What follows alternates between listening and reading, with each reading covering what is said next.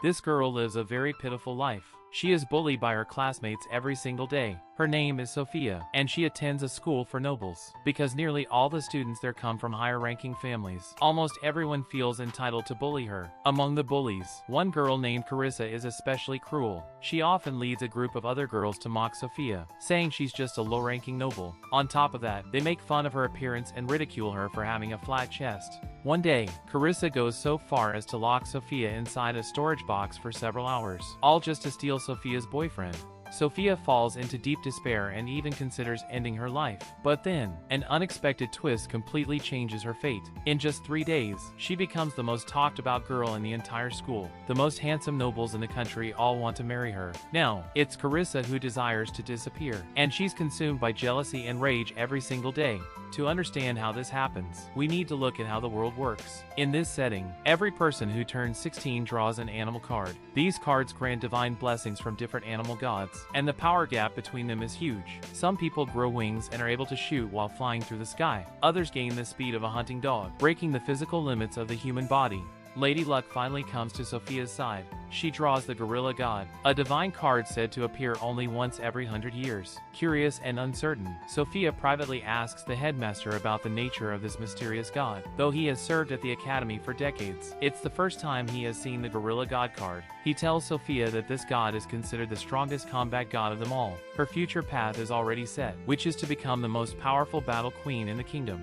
But Sophia feels troubled. The things she fears most are killing and death. Soon after, Carissa confronts her and demands to know which animal god she drew. Without even waiting for an answer, she starts mocking Sophia again. In truth, Carissa doesn't care what Sophia's card is. She just enjoys making her suffer. Feeling downhearted, Sophia eats lunch alone. As always, in this noble academy, the higher one's title, the more popular they become. Kindness is the least valued trait. Sophia has long grown used to the loneliness. Just then, she spots a squirrel nearby. She tears off a piece of her bread and shares it. From that moment on, the squirrel becomes a constant companion, forging a long-lasting bond with Sophia.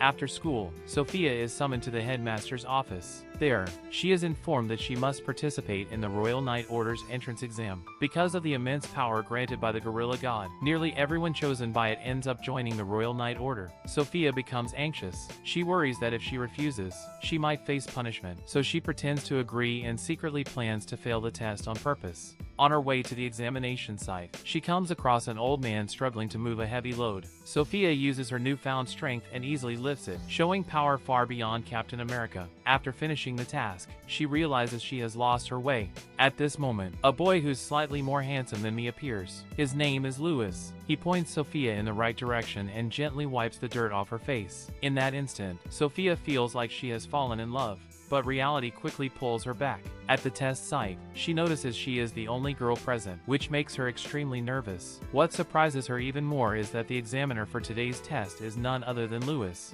The test soon begins. The first part evaluates explosive power with a 100-meter sprint. A boy named Arshan volunteers to go first. He finishes in just 9 seconds, a result that comes close to the world record on Earth. If not for Sophia, Arshan would have taken first place in the explosive power test. However, blessed by the Gorilla God, Sophia unleashes incredible force. She crashes straight through a wall and sprints several hundred meters in the same time it took Arshan to run just 100. Moments ago, people were mocking Sophia, assuming she would be the slowest. Now, everyone falls silent. Sophia herself feels incredibly embarrassed. The second round of the test is more dangerous. Participants must first climb to the top floor, then descend quickly along the building's exterior using a rope. While many are frozen by fear of heights, a boy named Eddie begins without hesitation. His flexibility and reflexes impress everyone. Arshan, who performed so well in the previous round, now cowers in a corner, terrified of heights. Wanting to help, Sophia suggests climbing down together. At first, things go smoothly, but halfway through, Arshan's rope snaps unexpectedly. Sophia catches him with one hand, and together they land safely on the ground. Even Louis is stunned by what he just witnessed. He pulls Sophia aside afterward, having noticed her hand was injured while saving Arshan. He gently tends to her wound and suddenly takes her hand in his. Many people, when facing death, quickly recall the major events of their lives. At this moment, Sophia feels like she is about to die. She suspects that Louis is about to confess to her. Sophia believes she must have done a lot of good deeds in the past, and the god is rewarding her with a handsome husband. In reality, Louis is simply curious about Sophia's hand. The strength she showed while saving someone is something Louis finds hard to understand. Fortunately, he respects Sophia's privacy and does not press her for answers. Sophia feels relieved that treating her injury took so long. The third round of the test is a combat trial. She assumes she will score 0 in this round, which means she will surely fail the overall assessment. The results will be announced in a few days. On the way home with Arshan, Sophia learns that Louis is a true genius. Even before receiving the blessing of a god at 16, he had already joined the Royal Knights using his own strength. They are chatting when they suddenly see several people who participated in today's test surrounding Eddie, trying to stop him from leaving. These people, just like Carissa, act like bullies, relying on their superior family backgrounds. They mock Eddie for being an illegitimate child. Sophia and Arshan try to help Eddie, but they become targets of the bullies' retaliation. Arshan shields Sophia from the attack, and Eddie, no longer willing to endure, knocks one of the bullies down. One of them, holding stereotypical views about women, assumes Sophia is the weakest among them. To his surprise, Sophia sends him flying into a tree.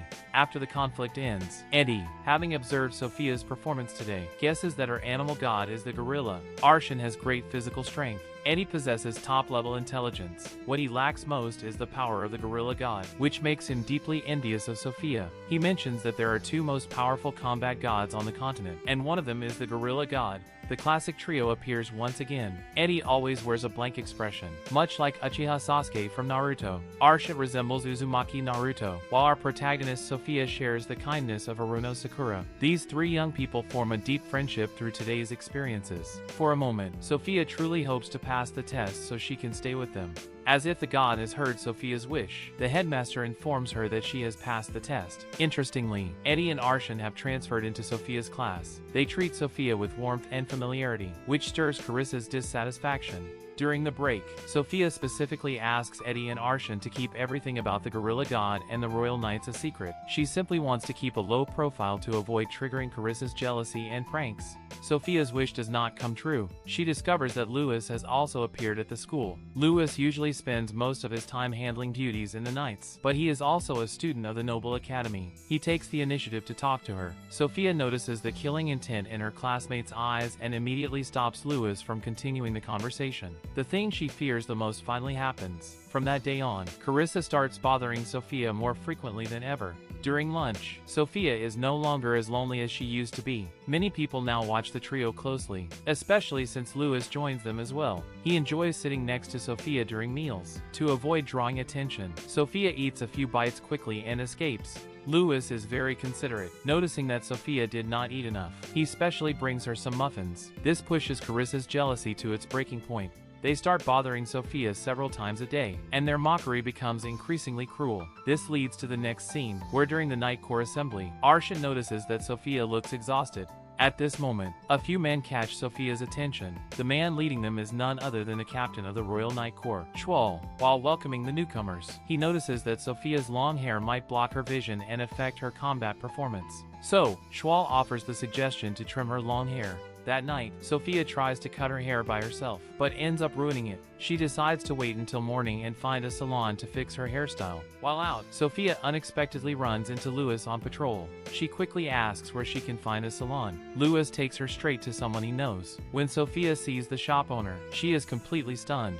The barber is bald, with a scar across his face and in cruel expression. Rather than calling him a barber, most people would believe he is a demon king. Louis explains to Sophia that the barber used to be a member of the Night Corps, but he looks more like a villain. After the haircut, Sophia is delighted. Her hairstyle has been saved. More importantly, Louis pays for the haircut. He apologizes for not reminding Sophia about her hair earlier, which led to the captain's criticism. Sophia is deeply touched and wants to find a chance to thank Louis. At this moment, she notices Louis staring at a cake shop. When she asks, she learns that Louis loves eating cakes. However, most of the shop's customers are women, and Louis feels too embarrassed to go in alone. Sophia knows this is her chance to repay him. She invites Louis for afternoon tea. The girls watching them are divided between adoring Louis and wanting to kill Sophia. Interestingly, Louis usually acts as mature as someone in his 30s, but the moment he steps into the cake shop, he turns into a child. He even orders more than a dozen desserts at once. Sophia senses that the atmosphere is just right, so she deliberately asks Louis about his romantic life. The result makes her very happy. Louis has extensive experience on the battlefield but absolutely none when it comes to love, which makes him the perfect target to win over and bring home as a husband. During their conversation, Louis tells Sophia that he has already guessed her animal god is the gorilla, only that God could grant someone such immense strength. While they chat like friends, there's also a feeling of budding romance. However, it is still too soon for confessions or starting a relationship. After their afternoon tea, a sudden question comes to Sophia's mind. What kind of god would bless someone as gentle as Louis? At the same time, several captains of the Night Corps are gathered together. They are reviewing Sophia's file, each hoping to recruit the girl blessed by the gorilla god. Soon, one of the captains takes the first move. He is Adler, the captain of the shooting unit, with a pair of wings on his back. He can fire at high speed while flying, and his marksmanship earns him the admiration of all the new recruits. During shooting practice, the newcomers perform awkwardly since most of them have never handled firearms before. Sophia, in particular, struggles to control the strength granted by the gorilla god and accidentally crushes the gun in her hand. Adler is not angry. Instead, he treats Sophia with kindness and understanding.